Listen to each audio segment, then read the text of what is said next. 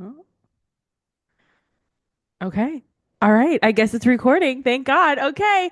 You guys, I am here with Mr. John Dwyer, also known as JD, also known as a friend of Mr. Jerry Seinfeld, which he's going to get into with us today. But how are you, John? Well, thank you very much. Yeah, and the friend of Jerry Seinfeld is just stretching it a little, just a little. Okay, okay, okay. But look, Please. I'll go along. I'll go along with that. Yeah, I'll go along Sure. with that. Well, let's just dive into that, right? Like how did that happen? Like what? Yeah, well, it's something that I've milked the daylights out of it over the last 10 years. But Oh. what happened? I had a client, as you can tell from my accent, I'm down under. So I had a Mhm. client down under, which was a bank, and I thought of a promotion for them, which was get a home loan, get a free vacation, or get a free holiday, we call it in Australia. Mhm. And I'd been doing some TV commercials for a travel company, and they had discount travel, and so therefore I introduced them to the bank, and we came on TV and basically said, get a home loan, get a free vacation. It went absolutely nuts, and they took billions and billions of extra dollars worth of home loans. And then about 3 or 4 years into that successful promotion, I got Jerry Seinfeld to become spokesman for the bank, which was quite a coup, as he pats himself on the back. But it was quite a coup because Jerry's only ever done two advertising campaigns before, and it was for Microsoft and American Express, which are a little bit bigger than this bank in Australia. Mhm. Yeah, so anyway, we worked with Jerry for 3 years. I'd go backwards and forwards to New York so that he didn't have to come all the way down under. And we would build a fake bank, and he would stand out the front of it and do his stand up. And yeah, it was very when you put Seinfeld with a free vacation on a home loan, it just went nuts. Wow. And this will show you how stupid I am and why all of your viewers and listeners should probably turn off right now. I'm so stupid that instead of getting like a percentage of the increase in home loans, I just got a monthly retainer. So I'm an idiot. I'm a fool. Oh, God.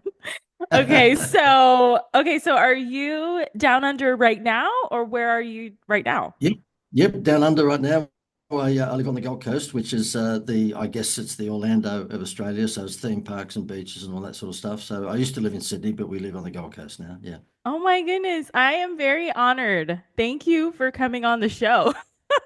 No, my Um, pleasure. Look, there it goes the other way around. I'm very honored to be asked. I mean, normally I'm banned from most podcasts, so therefore I'm really glad. You're the first podcast I've done in 3 years. oh really? Well, that's No, awesome. no, I'm only joking. I'm joking. I tell you what, because I have a young lady who looks after all of this for me, Sure. I keep on telling you, I've become, excuse the language, but I've become a podcast slut. I'm doing more podcasts than anything. It's the new thing. It is the new It's the new thing for thing. sure. Absolutely. Yeah. Well, I'm a baby boomer, so you're quite right. It is the new thing. Yeah. So okay, so tell everybody what you actually do now because from what I gathered, yes, you're a marketing coach, but you also had something on there, a direct response customer attraction expert. So, can you just elaborate and tell us what you do? How do you Isn't make it your good money? when, isn't it good when you do your own bio? So therefore you can say guru, expert, all that sort of stuff.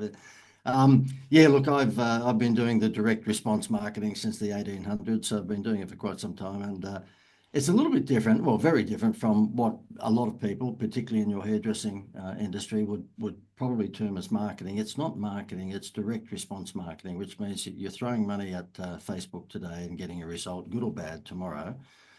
Whereas general marketing, if you go to a digital marketing agency, they'll tell you to build your brand and put your face on the side of a bus and sponsor the Olympics and all the stuff that goes with that. Mhm. But I suspect most of your viewers and listeners fall into the category of maybe doing less than a mil or 2 mil turnover.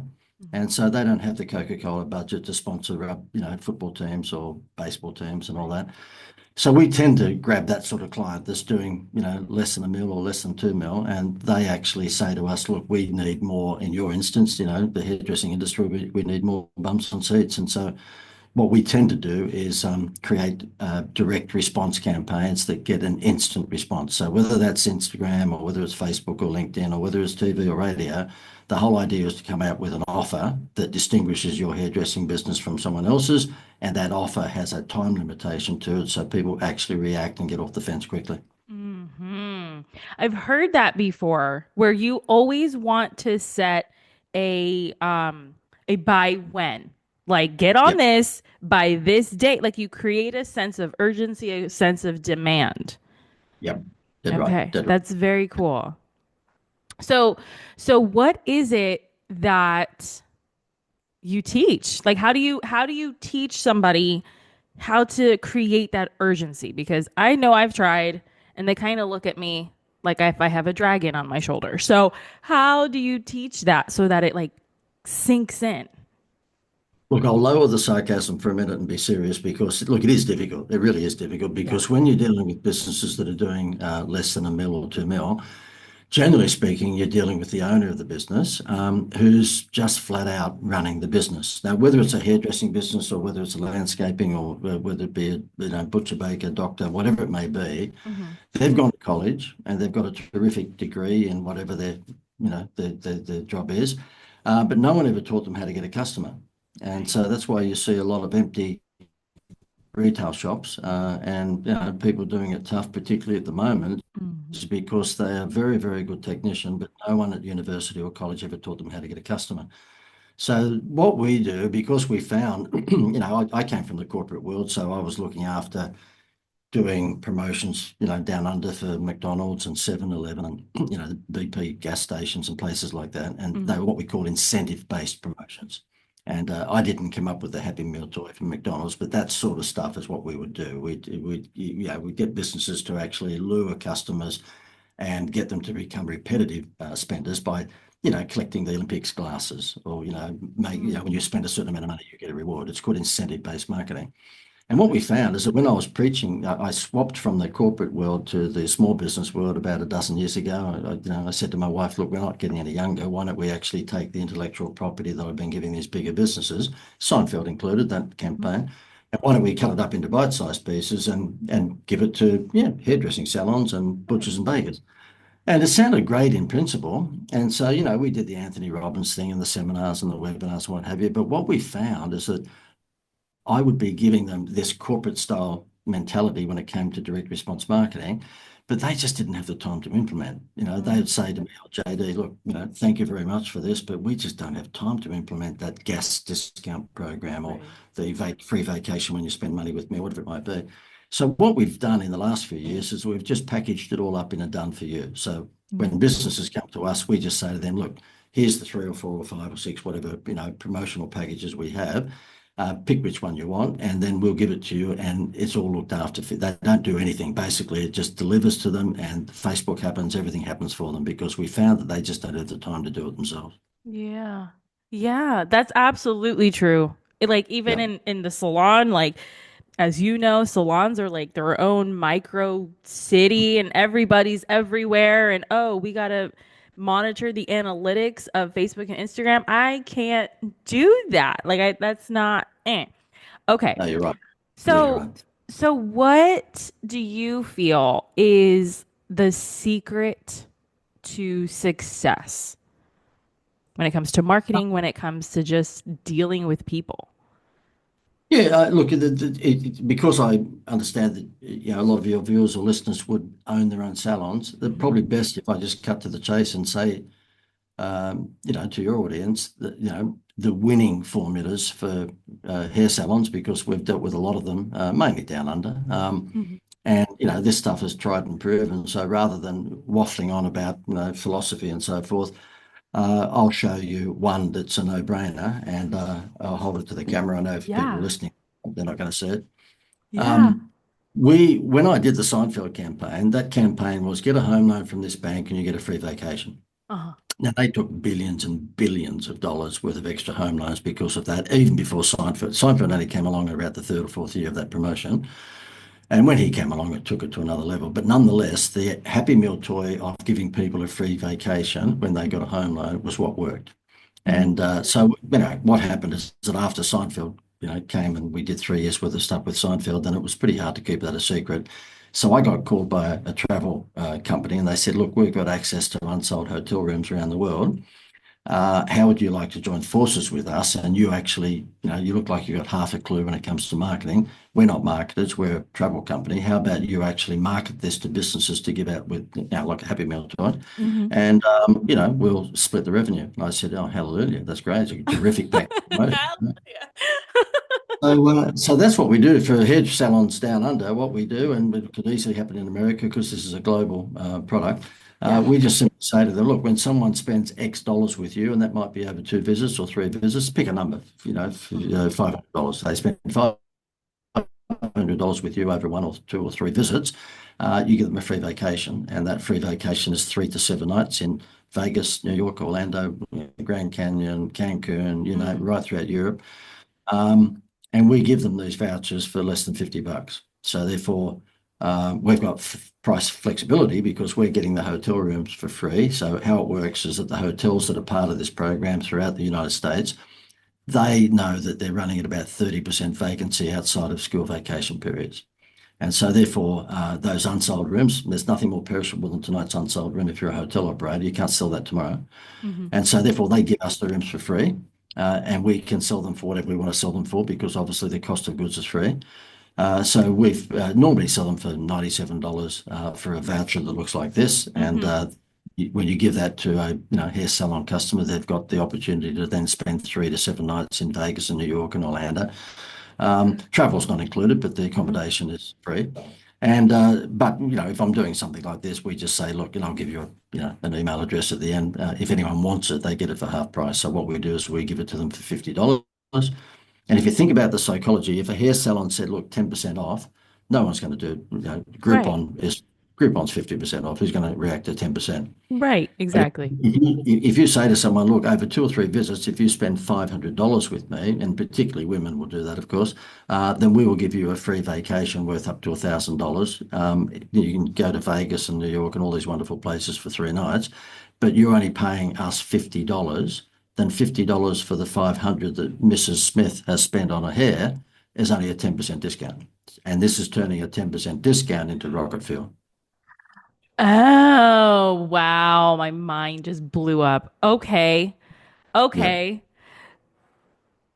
It's a Okay. So, it really is a money tree, and we've had it since just before COVID. This company contacted me about 6 months before COVID because the Seinfeld stuff was happening before that, yeah. and I've seen every travel scam there is. We're in the marketing game, so we've seen all this rubbish, and most of them were giving vacations to Bangkok and Thailand, and that was about it. So I said to these guys, look, if you don't mind, I'm going to grill you because I've just come off the back of a Seinfeld campaign, and I deal with 7-Eleven and Kellogg's and McDonald's. I don't really want to put my name against something that might be scammy. And they said, yeah, sure. So I put them through the griller and asked them every question. There's no timeshare presentations or any of that rubbish. And I did. I turned it upside down. It's very fair and reasonable conditions. You can't take a football team because obviously they don't want the hotel to be wrecked. You have to book 30 days in advance, and you won't be able to go on school vacations because obviously it's based on empty rooms. They don't have empty rooms at Christmas and Easter. And the only thing that you would tell the customers of your hair salon to do is that they've just got to pay the taxes. And I've got 6 millennials, and I've got to say to you, I don't think they knew what I did for a living until this thing. Now I'm the best dad in the world. And the 25-year-old and his girlfriend went from Australia to Vegas recently, and they stayed there. They took 2 of these vouchers, so they stayed there for a week on my vouchers, and now I'm the best dad in the world. So yeah, it's very, very clever. Yes, it is. And okay, so because I know a lot of people are like, no, I don't want to sound salesy, or I don't want to sound like a car salesman. I don't want to, whatever it is that they come up with. Yep. How do you combat that and say, but you're not, you are telling the truth. It's just like all mixed up. How do you communicate that? But look, 2 things. Number one, reveal the elephant in the room. So do what I've just done. You would say, look, we've got these vouchers for our hair salon business to give to people because we have an association with a travel company that gets access to unsold rooms. Bang, end of story, right? Boom. Hmm. And then you highlight there's no timeshare presentations or any of that rubbish. All it is that the hotels are happy to give up their rooms because they're hoping whoever stays there will spend money on food and beverage. It's as simple as that. Oh. Because if you own one of these hotels, and they're all four-star at TripAdvisor, pretty much 90% of the 130 destinations around the world are four-star TripAdvisor rated. So there's a few Mhm. in Europe that might be 3.5 star because it happens to be in Kakistan or somewhere like that, where Borat came from. Yeah, most of them are four-star TripAdvisor rated. So yeah, they're not RV parks. So number one, reveal the elephant in the room and just say, look, we're able to do this because we have an association with a hotel company or hotel companies around America who are quite happy to give up their hotel rooms in the hope that whoever stays there will spend money on food and beverage. Nothing more perishable than tonight's room. If you and what they don't want to do is drop their pants and let the public see because then they destroy their brand. So this is perfect where they give the vouchers to businesses to hand out as Happy Meal toys Mhm. and no one knows that guests are staying there courtesy of a giveaway. That guest looks the same as everyone else, right? Right. So it's a win for the hotel, it's a win for the hair salon, but it's also a win for the hair salon's customers. And the second thing is that what we call message to market match. So if there was a hair salon that happened to be an upmarket one in Beverly Hills, then yeah, you would make sure that when you're promoting this, you're doing it in such a way that you're coming across like the Hilton Hotel. Whereas if you were, perhaps in a working class suburb and you weren't as prestigious in terms of, looking and feeling like a BMW, then you promoted in the demeanor that befits your business. So it's all about message to market match. I mean, a free vacation is a free vacation, and particularly if it's in a four-star resort, Right. it's the actual way that you do it will depend upon your brand persona. Hmm. So, how many, if you don't mind my asking, how many years have you been doing this marketing? 1864, I was on the Little House on the Prairie with Michael Landon, and yeah. No, look, I'm in my 60s now, so therefore, yeah, Okay. probably 35, 40 35. Okay. So years. then what do you I've been tell, doing. sorry. So what do you tell the younger kids on how to do what you do? Yeah, okay. Well, and I'll be serious for a second. Hang around people who say why not, not people who say why. And the big Mm-hmm. mistake I made when I was in my 20s, and I knew that, I'm totally right-brained. Okay, so there's a number of people out there in the community who are left-brained, so they're normally accountants and lawyers and operational people. Hmm. And then you've got your right-brained people who are crazy. They basically come up with, weird ideas all the time. We're the best. I hung around with left-brained people for a little while in my 20s, and what I found is that every crazy idea I came up with, and I'm not saying they're all good, I'm just saying I came up with idea. Oh, it'd be why are you doing that, JD? Why would you do that? Why would that? And then when I got into my 30s and we were married, and I think the first or second of our six children was coming along, my wife said, look, it'd be nice if you could put some food on the table. And I thought, oh, okay, yeah, fair enough. And I thought, well, Jim Rohn said you are the average of the five people you hang around Mhm. with. And I was hanging around with operational people who just said, oh, why are you going to do that? Why would you? And so I just went to a different circle of people. And since then have hung around with idiots, crazy people who say, oh, why not? Why don't you do that? Why not? And yeah, so I would say if you're a younger person and if you've got the qualifications from university or college or what have you, then that's great. But really, you are your environment. So hang around people who Mhm. are outside the box thinkers. Don't hang around people who are just conventional. Right. Okay. I love it. I love it. What do you feel has been okay, what insult have you ever gotten that you're just so proud of? Insults, An insult. insult. Okay. Um, Probably, and again, I'll be serious for a second. The most appropriate one is that I run at 100 miles an hour when in fact, they say slow down, you're running Hmm. too fast for us. Hmm. And that's funny when we employ a bunch of millennials, that we have. And of course, it's the baby boomer sport to bag out millennials because I've got six of them, by the way, as children. Um, and we've had three ladies in their late 20s leave us in the last couple of years because they told my wife that I burnt them out. Yeah, so, so that's ridiculous for a baby boomer to burn out a millennial. And so, therefore, I guess the criticism that I do cop is, look, for God's sake, would you slow down, JD? You're going too fast. And the other one, which is a classic insult, but I take it as a compliment, and that is you are a deadline freak, JD. JD, Mm. you are an absolute deadline. You annoy the crap out of us because you keep on putting deadlines on stuff. And how that came about was that I was the marketing manager for a big retail chain here in Australia called Woolworths. And I know in America there was a Woolworth at some stage, but this Yeah. is a supermarket. In here, it's a gigantic supermarket chain. Okay. And so I was the national marketing manager for that at a reasonably early age in my 20s. And they put me through this course, which I hated, but now I love the fact that they put me through it. And it was called Management by Objectives. And it was a 6 week course. And I just wanted to kill myself. It was MBO, Management by Objectives, because it was so boring. Yeah. And what it was putting a deadline on everything you do. Everything you do, you put a deadline on. And like I was asked, for example, oh, we're opening up a Woolworth store in some country town in 3 weeks' time. How are you going to open it? And I said, oh, we'll have Mickey Mouse arrive by helicopter with Santa Claus, and we'll have the big scissors, and we'll do the ribbon and da da da da. And they what? And I got asked by the boss of Woolworths, okay, what if it's raining? So, well, if it's raining, obviously Mickey won't be in a helicopter. He'll arrive by, I don't know, a bus. And he goes, okay, well, what if there's an earthquake? I went, oh, when is this going to stop? There will be no earthquake. Yeah. But he put me through the griller, which was called management by objectives and potential problem analysis. So he said, if there's a potential problem, I want you to have already thought about it. Hmm. And in terms of management by objectives, you want to make sure you're going to have everything planned within a week out. And so ever since then, the acronyms of PPA, which is potential problem analysis, and MBO, which is management by objectives, has been part of my DNA. And yeah, I do get criticized for it, whether it's a graphic artist or a web designer or copywriter or whatever it might be. They go, JD, stop putting deadlines on things. But you know what?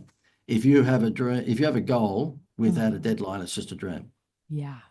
Absolutely. Wow. I love that. And especially for creatives, right? They're all Mhm. over the place. Having structure is so much better. You get to see the frame and like color inside of it.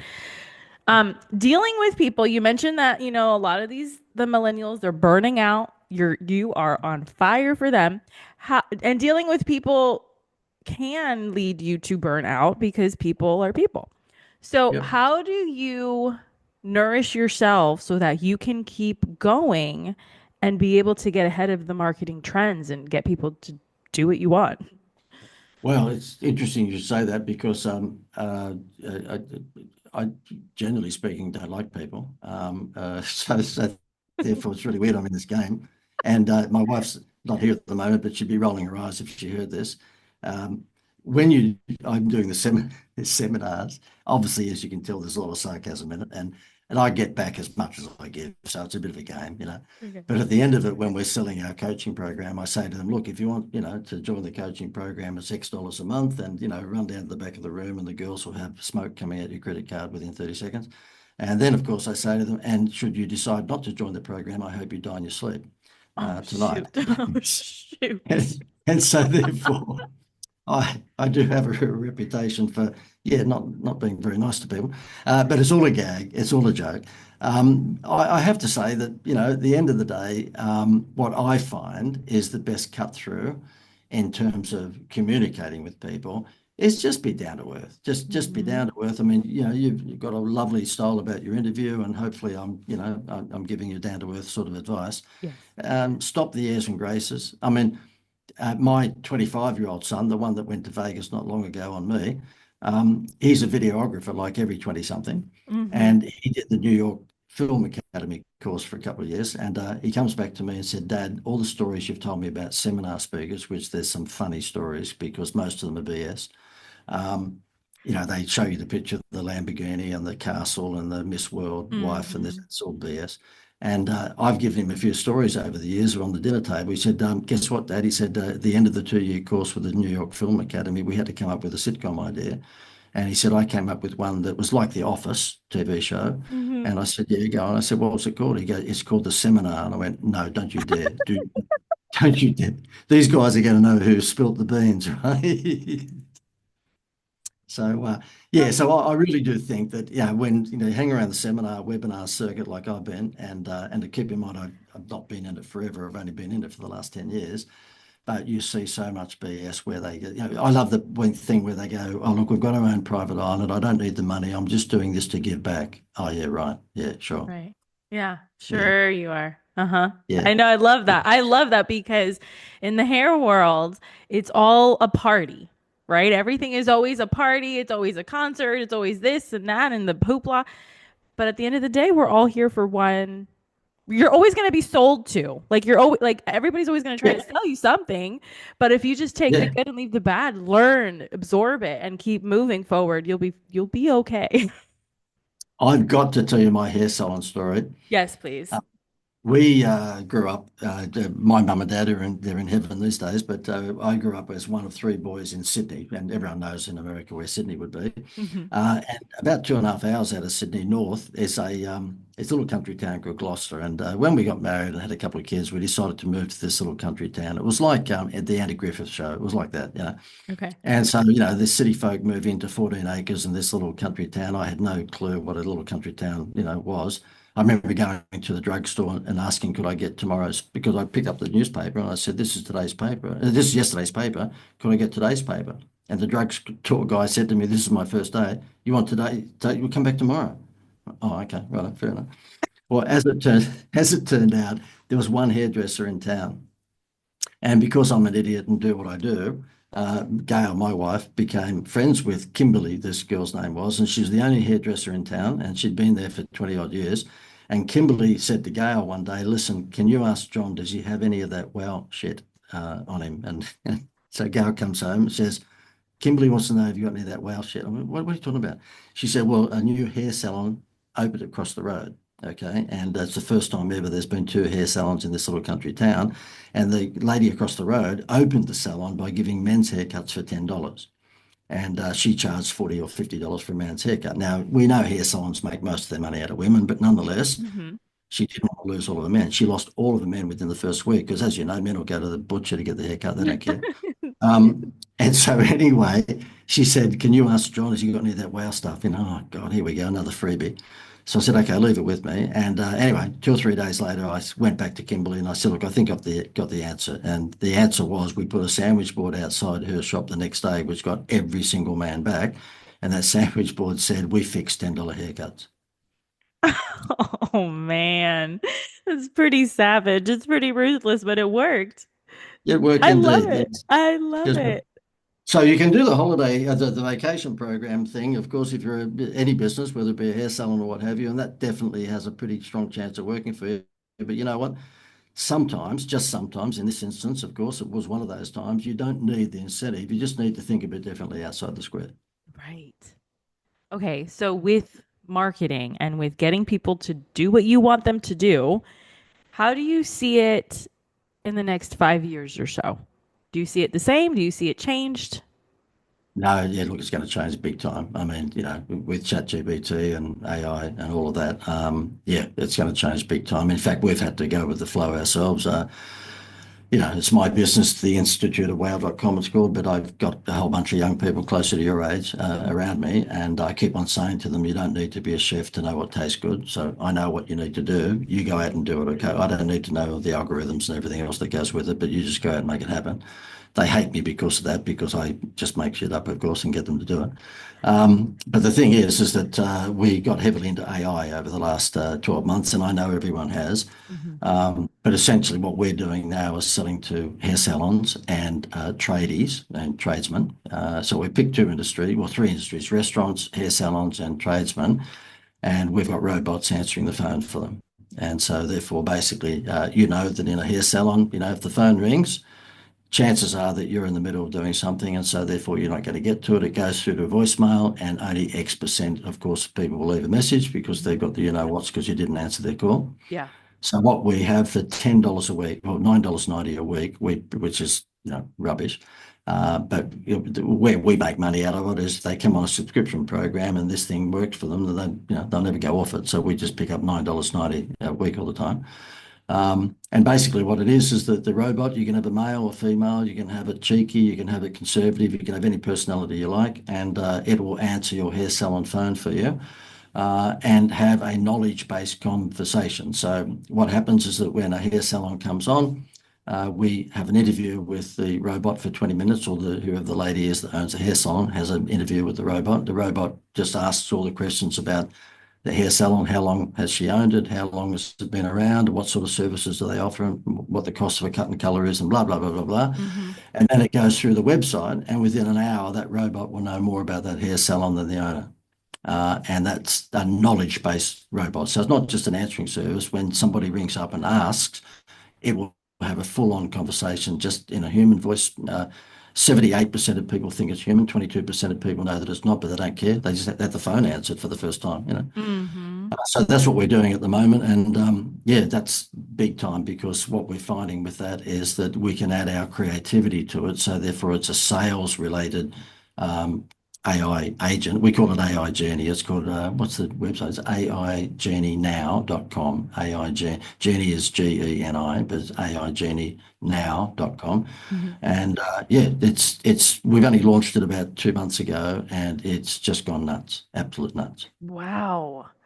Wow. I never even, I mean, we get it all the time when we like, call a company and we trying to pay a bill or something. That's a computer, but now this is like this Yeah. is for real. This is the real deal. Oh my Lord, have I'll tell you, mercy. I'll tell you the difference it makes. We did a few crash test dummies before we launched it only a couple of months Mm-hmm. ago. So therefore, Mm-hmm. over the last 12 months, we went down the rabbit hole and spent a bit of money on it. And there was a company that used to be a client of mine, and the guy's name is Darren, and he's got a company that actually looks after air conditioning servicing and electrical services and so forth. And he's got 12 trucks on the road. Mm-hmm. And I said to him, look, how about we flog this to you for 2 months for free if you just bet crash test dummy? And he and a few others did it, and the results are quite stunning. And in fact, if anyone wants to go to aijourneynow.com, you'll see this guy's testimonial. He's about my vintage. He's been around the block a few times. And he said, look, I've got 12 trucks on the road. We had two Filipino ladies answering the phone for us when people would ring up and ask for their air conditioning to be fixed because it was a hot day and it burst. And he said, we get 100 calls on a hot day because air conditioners always break on the hottest day. And he said, we could only get to 60. These two girls would answer the phone and they'd put people on hold, but no one sits on hold anymore. They just go to the next air conditioning Mm-hmm. company. So he said, we had an abandonment rate of 40 out of 100 calls. And I said, okay, righto. And the difference is now, and after 2 months, he said, because your robot, in a very human voice and very, very friendly, answered 100% of all the calls, then his conversion rate of the 40 that used to be abandoned, wait for this, makes him an extra $15,000 a week, 15K. Wow. Wow. Yeah. And even better still, he said, because the robot, what we did is we put Google Maps instantly within 3 seconds. So therefore, if the lady says, and it's normally a lady, and she'll say, my air conditioning's broken, is there any chance you could get a technician here quickly? Then the robot, in a human voice, will say, oh, look, where are you? And they'll give their zip code. And that robot will pick one of the 12 trucks that's closest to that area to go and visit her. So therefore, the other truck that might be three-quarters of an hour away is not wasting their time. He said, not only are we making 15K extra a week out of the abandonment calls no longer being abandoned, but also what we're doing is picking up another 20 grand a week because we're sending the technician who's closest to that lady who just rang, courtesy of Google Maps. Wow. Okay, and this program, I mean, I know you're in Australia, but we can use that too here in America too, right? Yeah, yeah, no, we're giving it to businesses in America at the moment, particularly tradies. We call them tradies in Australia. I think you do too, but basically they're tradesmen that are, Okay. basically they're going to be concreters, electricians, or plumbers and builders and stuff like that. Yeah. So the three big industries are restaurants who don't answer their phone and they Mm-hmm. expect you to book online, but someone Mm-hmm. my vintage is not going to book online. We want to ring and book for 2 or 7 o'clock, right? Right. So that's one industry. Hair salons is just a no-brainer because they can never get to the phone. And the third industry is tradies. Wow. Okay, so now we have your, I'm probably saying it wrong, Institute of Wow. Yeah, no, it's called theinstituteofwow.com. The Institute of Wow. Okay. So could you tell everybody listening and watching what that is and how it will benefit them? Yeah, sure, sure. Yeah, well, it's a direct marketing agency. And whilst I've sort of touched on the vacation, Uh-huh. excuse me, the vacation program and the AI Genie thing, we do a lot more. We basically look after. I've got a whole bunch of young guys that are very, very good when it comes to social media. So we look after Facebook and Instagram, LinkedIn, all that Mhm. sort of stuff for people. And I guess really, if I was to boast about what we do, and I think the Seinfeld bank thing is probably a good example of it, is that we Mhm. do stuff that's quite. outside the box. And Yeah. you know, if you go to an advertising agency and you get the same old, yeah, I mean, this is a lot of the time. I say to people, traditional advertising agencies will tell you that they want you, they want people to fall in love with your brand so that they'll taste your product. Right. We flip that model. We get them to taste your product so that they'll fall in love with your brand. Mm. And so, and the best example of that is sampling. And it doesn't work so much with hair salons, but if you own, for example, a fish shop and you're selling fish and you're selling fries, then I would have a hostess at lunchtime and dinner time outside handing out calamari samples because people would then taste those samples and come in and buy the expensive fish. Um, Okay. so it's flipping that model of getting people to fall in Yeah. love with your brand so that they'll taste your product. We get them to taste your product so that they'll fall in love with your brand. And pretty much quickly they find out whether we're the real deal because if anyone comes on board, they'll know within a month whether we've been Mhm. BSing because the Right. results from direct response is pretty direct, pretty direct. Would you say that you would have, there more often times than not, you have to lose in order to win? Yeah. Oh, look, you're talking to someone who's lost a whole bunch of times. Hmm. Absolutely. And you know, there was some years ago, the guy was working for me. We used to do all the bubblegum cards for Disney and for DreamWorks and all that. So therefore, I'd take out the license for Beauty and the Beast and Lion King and Little Mermaid Hmm. and Shrek and all that sort of stuff. And what we would do is produce the trading cards, you know, the bubblegum cards. Yeah. You know, I know girls don't grow up chasing the gridiron and baseball cards, but boys do. It's a boys' sport, really. Sure. Anyhow, we had the license for all the sports and we had the license for all the movies to do this in Australia. And the guy who was working for me at the time, this was 20 years ago, he made a big printing mistake and put the wrong numbers on the Lion King cards, Ugh. which meant that when people bought them at the drugstore, they didn't match up. They couldn't collect the whole set and so on and so forth. And we lost 2.2 million one week. And Oh my yeah, God. so you know, we had a couple of young kids at the time, and yeah, it was pretty tough for a little while, and you know, we just had to keep on keeping on. And Right. fortunately, I ended up picking up the license for rugby league, which is our gridiron down under, and that got me home. We made all that money back in 1 year, but the only reason we made it back is because we just got up and dusted ourselves off. And I'm not wanting to be a hero. Everybody does it. Everybody does it. Yeah. But for those who are listening that, you know, just might be going through a bit of a tough time at the moment, then yeah, I mean, the same old story. If you're going through hell, keep on going. Hmm. You just got to hang in there. That's all. You just got to hang in there. And, you know, I think really at the end of the day, the difference between what we do and a lot of the advertising agencies is that we just think outside that square. And we normally don't give up until we get a win for the client. I mean, in our instance, we want to make sure the hair salon or whoever it might be gets a win. So we just, well, you know, if that Facebook campaign didn't work, we tend to hang in there until it works. Right. Right. Exactly. That's the key. Hmm. Okay. So we're going to have all of your links in the show notes, but how can people get in contact with you? Are you on Instagram? Are you on Facebook? How can they connect instantly? Yep.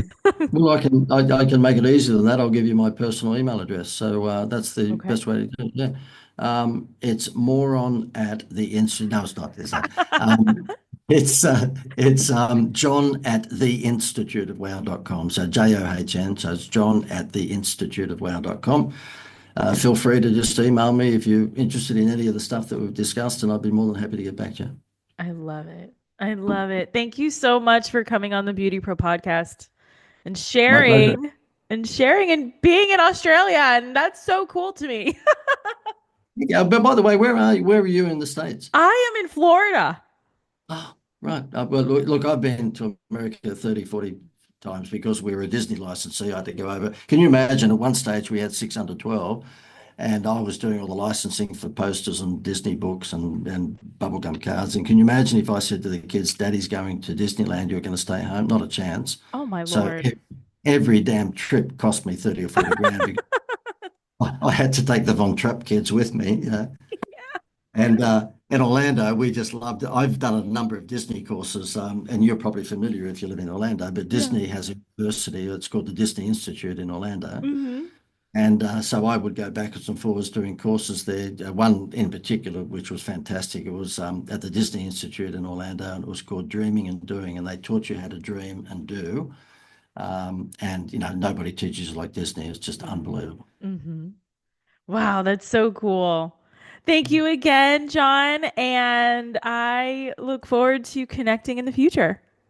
My pleasure. Thank you for having me as a guest. Absolutely.